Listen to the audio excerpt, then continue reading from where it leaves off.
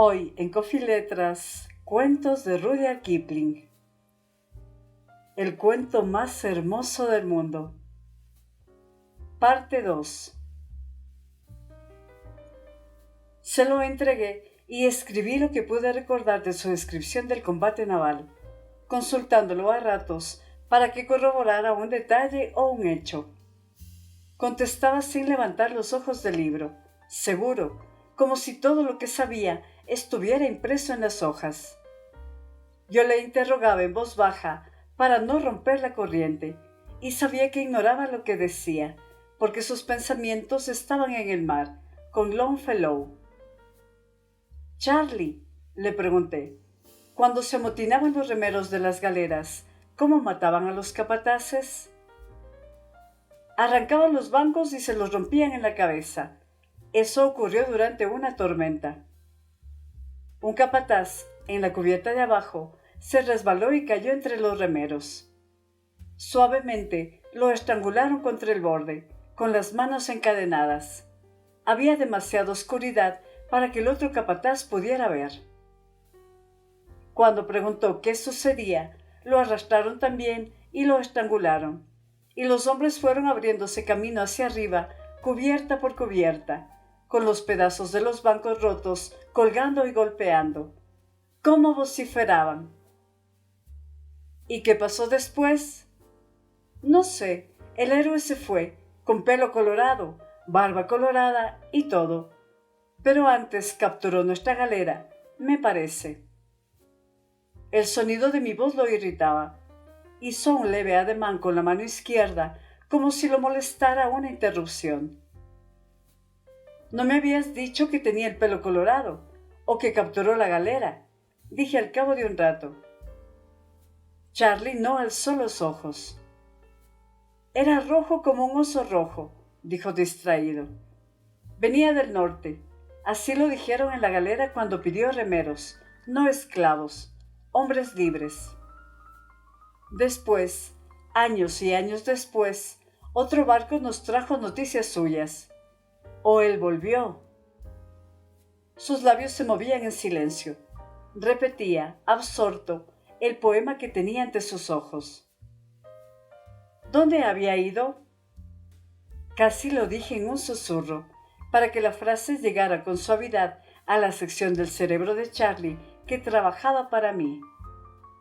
«A las playas, las largas y prodigiosas playas», respondió al cabo de un minuto. «¿A Furdurstrandi?», pregunté temblando de pies a cabeza. «Sí, a Furdurstrandi», pronunció la palabra de un modo nuevo. «Y vi también...». La voz se le apagó. «¿Sabes lo que has dicho?», grité con imprudencia. Levantó los ojos, despierto. «No», dijo secamente. «Déjeme leer en paz. Oiga esto». Pero Tere, el viejo capitán, no se detuvo ni se movió hasta que el rey escuchó. Entonces tomó una vez más su pluma y transcribió cada palabra. Y al rey de los sajones, como prueba de la verdad, levantando su noble rostro, extendió su mano curtida y dijo: «Observe este colmillo de morsa». ¿Qué hombres habrán sido esos para navegarse los mares sin saber cuándo tocarían tierra? «Charlie», rogué, «si te portas bien un minuto o dos, haré que nuestro héroe valga tanto como Otere». «Es de Longfellow el poema. No me interesa escribir. Quiero leer». Imagínense ante la puerta de los tesoros del mundo, guardada por un niño irresponsable y holgazán, jugando a Caro Cruz, de cuyo capricho depende el don de la llave, y comprenderán mi tormento. Hasta esa tarde Charlie no había hablado de nada que no correspondiera a las experiencias de un galeote griego. Pero ahora, o mienten los libros, había recordado alguna desesperada aventura de los vikingos, del viaje de Thorfinn Kasfrende a Vinland, que es América, en el siglo IX o X. Había visto la batalla en el puerto, había referido su propia muerte. Pero esta otra inmersión en el pasado era aún más extraña. Habría omitido una docena de vidas y oscuramente recordaba ahora un episodio de 1000 años después. Era un enredo inextricable y Charlie Mears, en su estado normal, era la última persona del mundo para solucionarlo. Solo me quedaba vigilar y esperar, pero esa noche me inquietaron las imaginaciones más ambiciosas. Nada era imposible si no fallaba la detestable memoria de Charlie. Podía volver a escribir la saga de Thorfinn Karlsefne como nunca la habían escrito. Podía referir la historia del primer descubrimiento de América siendo yo mismo el descubridor. Pero yo estaba a merced de Charlie, y mientras él tuviera a su alcance un ejemplar de clásico para todos, no hablaría.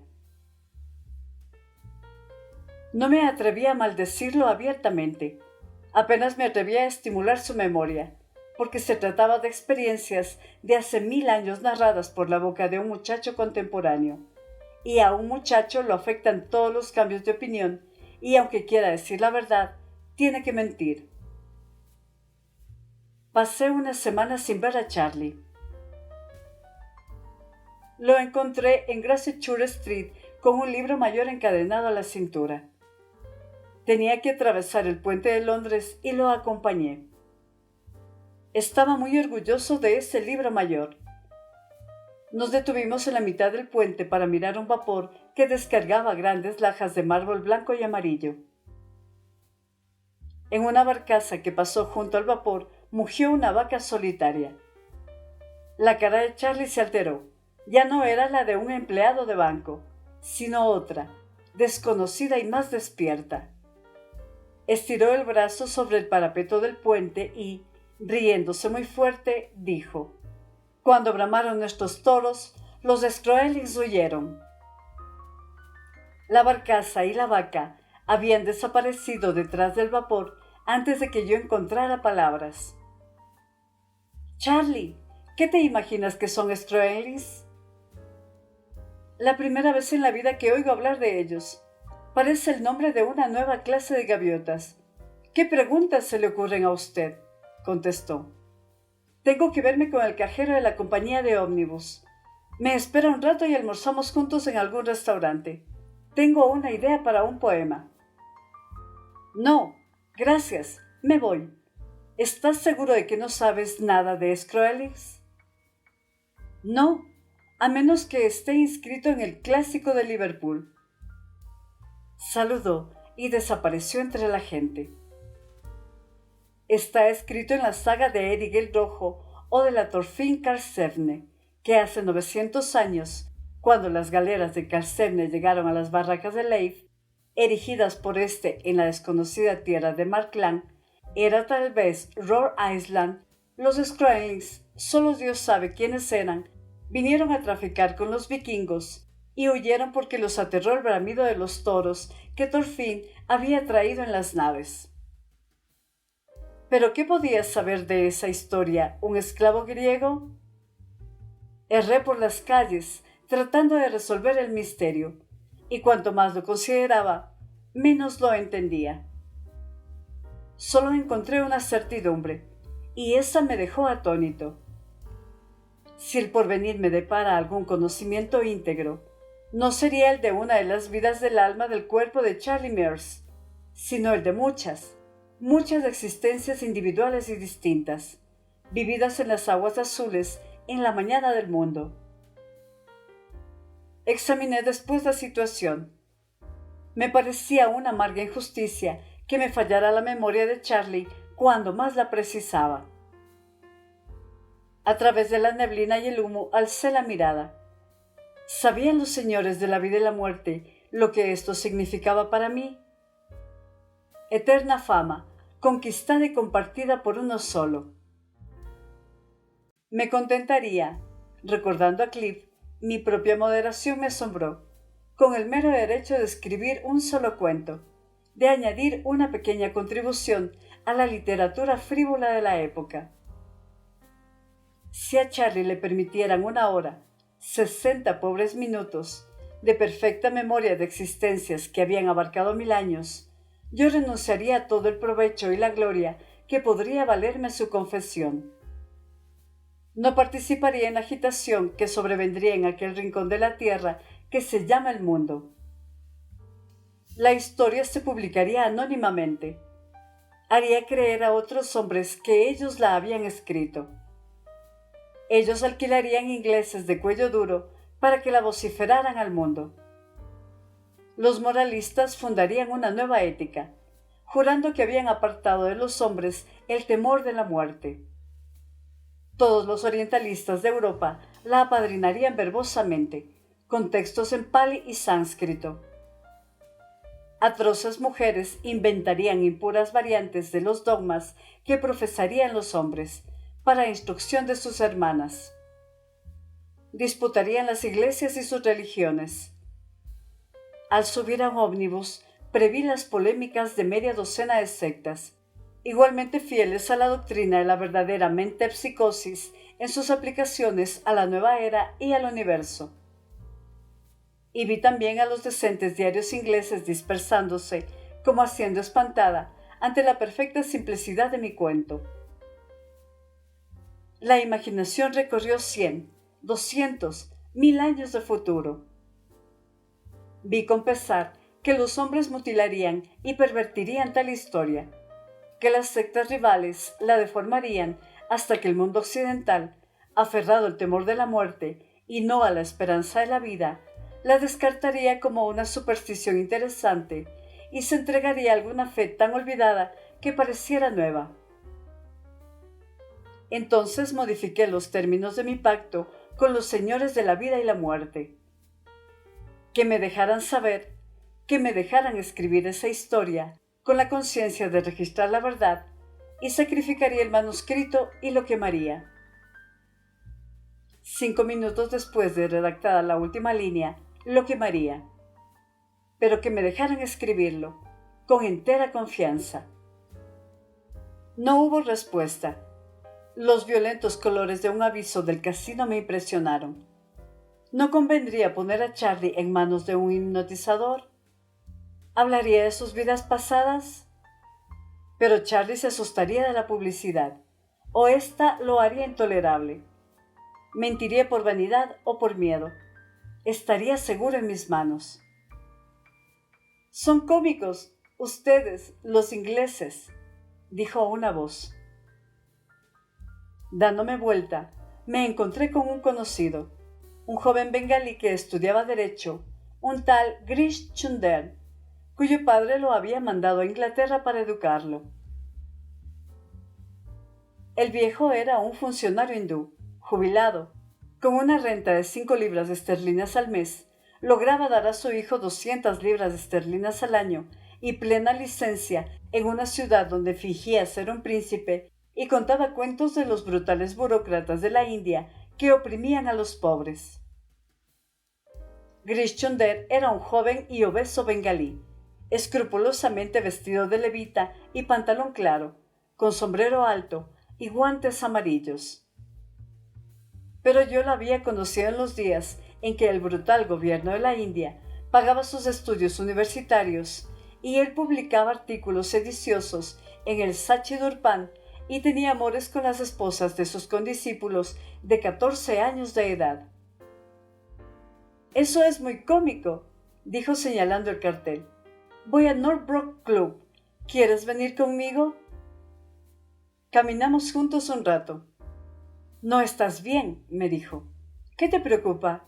Estás silencioso. Grish Chunder, eres demasiado culto para creer en Dios, ¿no es verdad?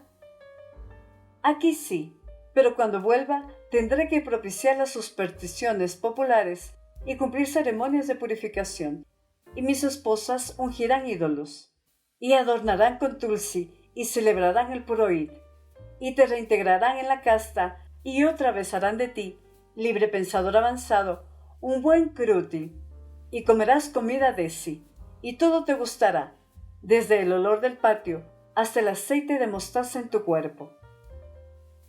Me gustaría muchísimo, dijo con franqueza Grish Chunder.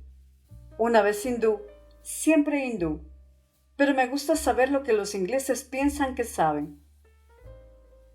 Te contaré una cosa que un inglés sabe. Para ti es una vieja historia. Empecé a contar en inglés la historia de Charlie, pero Chris Chunder me hizo una pregunta en indostaní y el cuento prosiguió en el idioma que más le convenía. Al fin y al cabo, nunca hubiera podido contarse en inglés. Chris Chunder me escuchaba, asintiendo de tiempo en tiempo, y después subió a mi departamento, donde concluí la historia. «Beshak», dijo filosóficamente, «lekin darwaza bandahai». Sin duda, pero está cerrada la puerta. He oído entre mi gente esos recuerdos de vidas previas. Es una vieja historia entre nosotros, pero que le suceda a un inglés, a un lech lleno de carne de vaca, un descastado. Por Dios, esto es rarísimo. Más descastado serás tú, Chris Chunder. Todos los días comes carne de vaca. Pensemos bien la cosa. El muchacho recuerda sus encarnaciones. ¿Lo sabe?, dijo tranquilamente Chris Chunder, sentado en la mesa, amacando las piernas. Ahora hablaba en inglés. No sabe nada. ¿Acaso te contaría si lo supiera? Sigamos. No hay nada que seguir. Si lo cuentas a tus amigos, dirán que estás loco y lo publicarán en los diarios. Supongamos, ahora, que los acuses por calumnia. No nos metemos en eso, por ahora. ¿Hay una esperanza de hacerlo hablar? Hay una esperanza, pero si hablara, todo este mundo se derrumbaría en tu cabeza.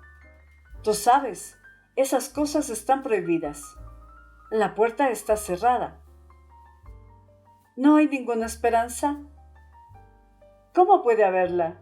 Eres cristiano y en tus libros está prohibido el fruto del árbol de la vida, o nunca morirías. ¿Cómo van a temer la muerte si todos saben lo que tu amigo no sabe que sabe? Tengo miedo de los azotes, pero no tengo miedo de morir porque sé lo que sé. Ustedes no temen los azotes, pero temen la muerte. Si no la temieran, ustedes los ingleses se llevarían al mundo por delante en una hora, rompiendo los equilibrios de las potencias y haciendo conmociones. No sería bueno, pero no hay miedo. Se acordará menos y menos y dirá que es un sueño. Luego se olvidará. Cuando pasé el bachillerato en Calcuta, esto estaba en la crestomatía de Wordsworth, arrastrando nubes de gloria. ¿Te acuerdas? Esto parece una excepción. No hay excepciones a las reglas. Unas parecen menos rígidas que otras, pero son iguales. Si tu amigo contara tal y tal cosa, indicando que recordaba todas sus vidas anteriores o una parte de su vida anterior, enseguida lo expulsarían del banco. Lo echarían, como quien dice, a la calle y lo enviarían a un manicomio. Eso lo admitirás, mi querido amigo. Claro que sí, pero no estaba pensando en él. Su nombre no tiene por qué aparecer en la historia. Ah, ya lo veo. Esa historia nunca se escribirá. Puedes probar. Voy a probar. Por tu honra y por el dinero que ganarás, por supuesto. No, por el hecho de escribirla. Palabra de honor. Aún así no podrás. No se juega con los dioses. Ahora es un lindo cuento. No lo toques. Apresúrate. No durará. ¿Qué quieres decir? Lo que digo. Hasta ahora no ha pensado en una mujer. ¿Cómo crees? Recordé algunas de las confidencias de Charlie. Quiero decir que ninguna mujer ha pensado en él. Cuando eso llegue, Boshogia se acabó. Lo sé, hay millones de mujeres aquí. Mucamas, por ejemplo, te besan detrás de la puerta. La sugestión me incomodó. Sin embargo, nada más verosímil. Chris Chunder sonrió. Sí, también muchachas lindas, de su sangre y no de su sangre. Un solo beso que devuelva y recuerde lo sanará de estas locuras. ¿O qué? Recuerda que no sabe que sabe. Lo recuerdo. O, si nada sucede, se entregará al comercio y a la especulación financiera, como los demás. Tiene que ser así. No me negarás que tiene que ser así. Pero la mujer vendrá primero, me parece. Estás escuchando Coffee Letras con Eva Grijalva. Golpearon a la puerta. Entró Charlie. Le habían dejado la tarde libre en la oficina. Su mirada denunciaba el propósito de una larga conversación y tal vez poemas en los bolsillos. Los poemas de Charlie eran muy fastidiosos, pero a veces lo hacían hablar de la galera. Grish Chunder lo miró agudamente. Disculpe, dijo Charlie, incómodo. No sabía que estaba con visitas. Me voy, dijo Grish Chunder. Me llevó al vestíbulo al despedirse. Este es el hombre, dijo rápidamente. Te repito que nunca contará lo que esperas. Sería muy apto para ver cosas. Podríamos fingir que era un juego. Nunca he visto tan excitado a Grish Chunder. Y hacerle mirar el espejo de tinta en la mano. ¿Qué te parece? Te aseguro que puede ver todo lo que el hombre puede ver. Déjame buscar la tinta y el alcanfor. Es un vidente y nos revelará muchas cosas. Será todo lo que tú dices, pero no voy a entregarlo a tus dioses y a tus demonios. No le hará mal un poco de mareo al despertarse. No será la primera vez que habrás visto muchachos mirar el espejo de tinta. Por eso mismo no quiero volver a verlo. Más vale que te vayas, Grish Chunder. Se fue, repitiendo que yo perdía mi única esperanza de interrogar el porvenir. Esto no importó, porque solo me interesaba el pasado, y para ello de nada podían servir muchachos hipnotizados, consultando espejos de tinta. ¡Qué negro desagradable!, dijo Charlie cuando volví. Mire, acabo de escribir un poema. Lo escribí en vez de jugar al dominó después de almorzar. ¿Se lo leo? Lo leeré yo. Pero usted no le da la entonación adecuada. Además, cuando usted los lee, parece que las rimas estuvieran mal. Léelo en voz alta entonces. Eres como todos los otros. Charlie me declamó su poema. No era muy inferior al término medio de su obra. Había leído sus libros con obediencia, pero le desagradó oír que yo prefería Longfellow incontaminado de Charlie. Luego recorrimos el manuscrito línea por línea. Charlie esquivaba todas las objeciones y todas las correcciones con esta frase. Sí, tal vez quede mejor, pero usted no comprende a dónde voy. En eso Charlie se parecía a muchos poetas. En el reverso del papel había unos apuntes a lápiz. ¿Qué es eso?, le pregunté. No son versos ni nada. Son unos disparates que escribí anoche, antes de acostarme. Me daba trabajo buscar rimas y los escribí en verso libre. Aquí están los versos libres de Charlie. Hemos remado para vos cuando el viento estaba contra nosotros y con las velas bajas. ¿Nunca nos soltaréis? Comimos pan y cebollas cuando os apoderabais de ciudades, o corrimos velozmente a bordo cuando el enemigo os rechazaba. Los capitanes caminaban a lo largo de la cubierta, cantando, cuando hacía buen tiempo, pero nosotros estábamos abajo. Nos desmayábamos con el mentón sobre los remos, y no veíais que estábamos ociosos, porque aún sacudíamos el remo, adelante y atrás. ¿Nunca nos soltaréis? La sal volvía a los cabos de los remos ásperos, como la piel del tiburón. La sal cortaba nuestras rodillas hasta el hueso. El pelo se nos pegaba a la frente, y nuestros labios estaban cortados hasta las encías. Y nos azotabais porque no podíamos remar. ¿Nunca nos soltaréis? Pero dentro de poco tiempo nos iremos por los escobenes como el agua que corre por los remos. Y aunque ordenéis a los otros que remen detrás nuestro, nunca nos agarraréis hasta que atrapéis la espuma de los remos y atéis los vientos al hueco de la vela. ¡Ah, ho! Nunca nos soltaréis. Algo así podrían cantar en la galera. Usted sabe, ¿nunca va a concluir ese cuento y darme parte de las ganancias? Depende de ti. Si desde el principio me hubieras hablado un poco más del héroe, ya estaría concluido. Eres tan impreciso. Solo quiero darle la idea general, el andar de un lado para otro, y las peleas, y lo demás. ¿Usted no puede suplir lo que falta? Hacer que el héroe salve de los piratas a una muchacha y se case con ella, o algo por el estilo. Eres un colaborador realmente precioso.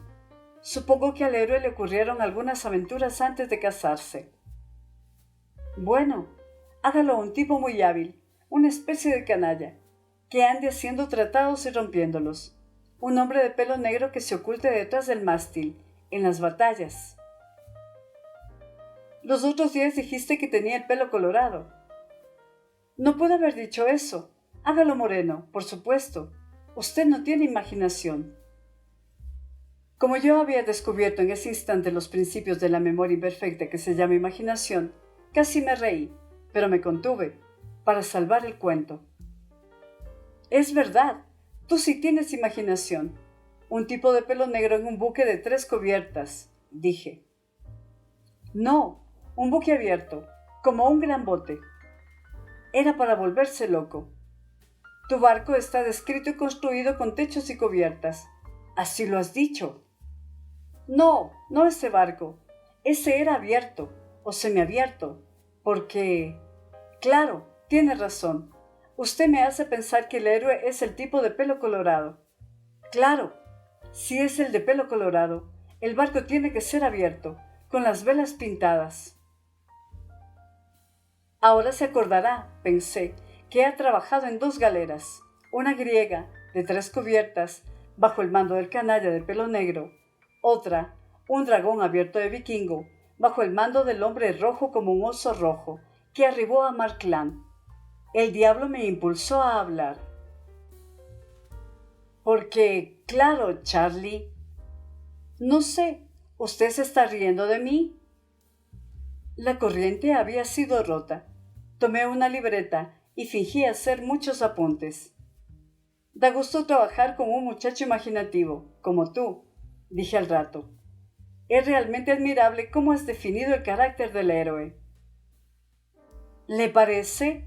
Contestó ruborizándose. A veces me digo que valgo más de lo que de lo que la gente piensa. Vales muchísimo.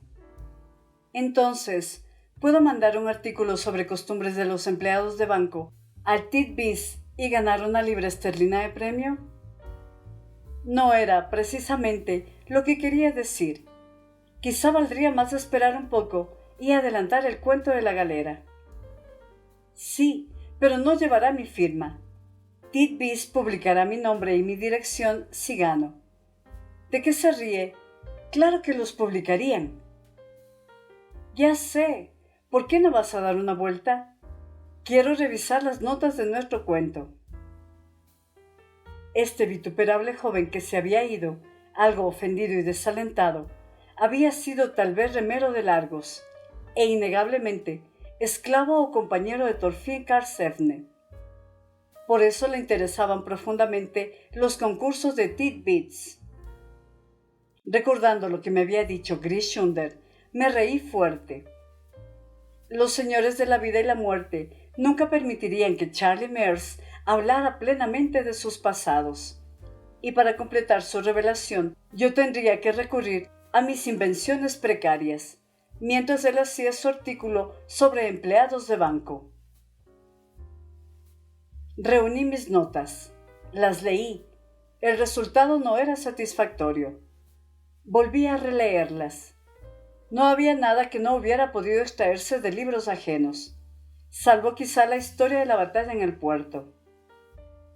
Las aventuras de un vikingo habían sido noveladas ya muchas veces. La historia de un galeote griego tampoco era nueva y, aunque yo escribiera las 2, ¿quién podría confirmar o impugnar la veracidad de los detalles? Tanto me valdría redactar un cuento del porvenir. Los señores de la vida y la muerte eran tan astutos como lo había insinuado Grischunder. No dejarían pasar nada que pudiera inquietar o apaciguar el ánimo de los hombres. Aunque estaba convencido de eso, no podía abandonar el cuento. El entusiasmo alternaba con la depresión, no una vez, sino muchas en las siguientes semanas. Mi ánimo variaba con el sol de marzo y con las nubes indecisas. De noche, o en la belleza de una mañana de primavera, creí poder escribir esa historia y conmover a los continentes. En los atardeceres lluviosos percibí que podría escribirse el cuento, pero que no sería otra cosa que una pieza de museo apócrifa con falsa pátina y falsa herrumbre. Entonces maldije a Charlie de muchos modos, aunque la culpa no era suya. Parecía muy atareado en certámenes literarios. Cada semana lo veía menos a medida que la primavera inquietaba la tierra. No le interesaban los libros, ni el hablar de ellos, y había un nuevo aplomo en su voz. Cuando nos encontrábamos, yo no proponía el tema de la galera. Era Charlie el que lo iniciaba, siempre pensando en el dinero que podría producir su escritura. Creo que merezco al menos el 25%, dijo con hermosa franqueza. He suministrado todas las ideas, ¿no es cierto? Esa avidez era nueva en su carácter. Imaginé que la había adquirido en la City, que había empezado a influir en su acento desagradablemente. Cuando la historia esté concluida, hablaremos. Por ahora, no consigo adelantar. El héroe rojo y el héroe moreno son igualmente difíciles. Estaba sentado junto a la chimenea, mirando las brasas. No veo cuál es la dificultad. Es clarísimo para mí, contestó. Empecemos por las aventuras del héroe rojo, desde que capturó mi barco en el sur y navegó las playas. Me cuidé muy bien de no interrumpirlo. No tenía lápiz ni papel, y no me atreví a buscarlo para no cortar la corriente. La voz de Charlie descendió hasta el susurro y refirió la historia de la navegación de una galera hasta Furdurstrandi, de las puestas del sol en el mar abierto vistas bajo la curva de la vela, tarde tras tarde, cuando el espolón se clavaba en el centro del disco declinante, y navegábamos por ese rumbo porque no teníamos otro, dijo Charlie. Habló del desembarco en una isla y de la exploración de sus bosques, donde los marineros mataron a 3 hombres que dormían bajo los pinos. Sus fantasmas, dijo Charlie, siguieron a nado la galera, hasta que los hombres de a bordo echaron suertes y arrojaron al agua a uno de los suyos, para aplacar a los dioses desconocidos que habían ofendido.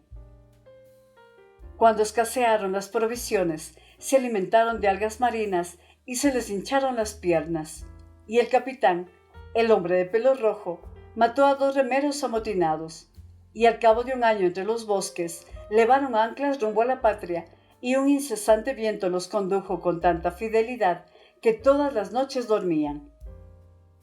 Eso, y mucho más, contó Charlie. A veces era tan baja la voz que las palabras resultaban imperceptibles. Hablaba de su jefe, el hombre rojo, como un pagano habla de su Dios, porque él fue quien los alentaba y los mataba imparcialmente, según más le convenía, y él fue quien empuñó el timón durante 3 noches entre hielo flotante, cada témpano abarrotado de extrañas fieras que querían navegar con nosotros, dijo Charlie, y la rechazábamos con los remos. Se dio una brasa y el fuego, con un débil crujido, se desplomó atrás de los barrotes. ¡Caramba!, dijo con sobresalto. He mirado el fuego, hasta marearme. ¿Qué iba a decir? Algo sobre la galera. Ahora recuerdo. 25% del beneficio. ¿No es verdad? Lo que quieras, cuando el cuento esté listo. Quería estar seguro. Ahora debo irme. Tengo una cita. Me dejó. Menos iluso, habría comprendido que ese entrecortado murmullo junto al fuego era el canto de cisne de Charlie Mears. Lo creí preludio de una revelación total. Al fin burlaría a los señores de la vida y la muerte. Cuando volvió, lo recibí con entusiasmo. Charlie estaba incómodo y nervioso, pero los ojos le brillaban. «Hice un poema», dijo. Y luego, rápidamente, «Es lo mejor que he escrito. Léalo». Me lo dejó y retrocedió hacia la ventana.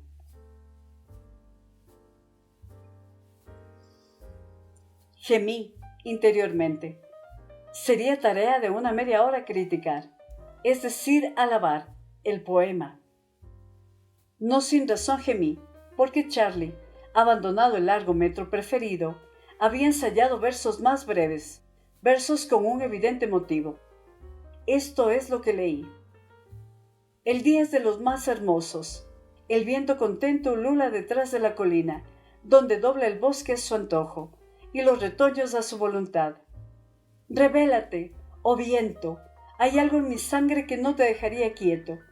Ella se me dio, oh tierra, oh cielo, mares grises, ella es solo mía.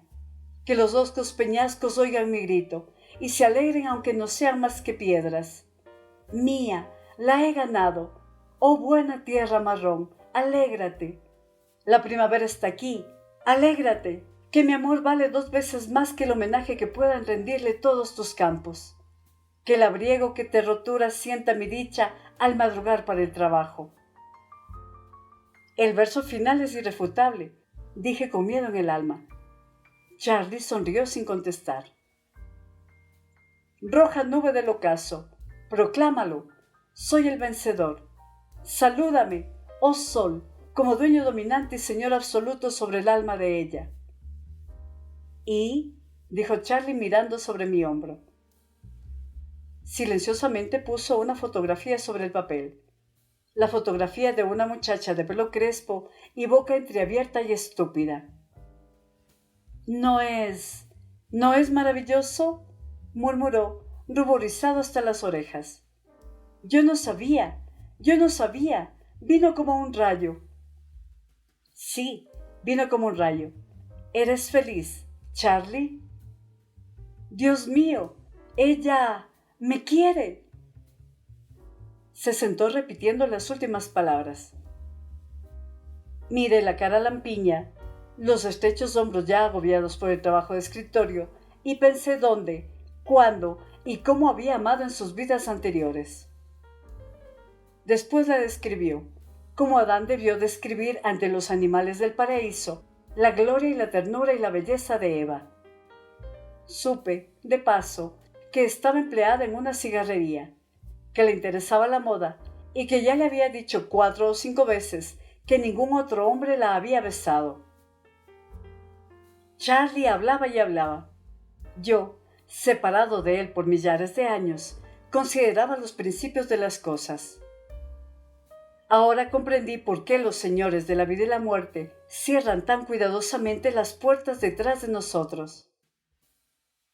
Es para que no recordemos nuestros primeros amores. Si no fuera así, el mundo quedaría despoblado en menos de un siglo. Ahora volvamos a la historia de la galera, le dije aprovechando una pausa. Charlie miró como si lo hubiera golpeado. ¿La galera? ¿Qué galera? ¡Santos cielos! No me embrome. Esto es serio. Usted no sabe hasta qué punto. Grischunder tenía razón. Charlie había probado el amor, que mata el recuerdo, y el cuento más hermoso del mundo nunca se escribiría. Coffee Letras, literatura con voz de mujer.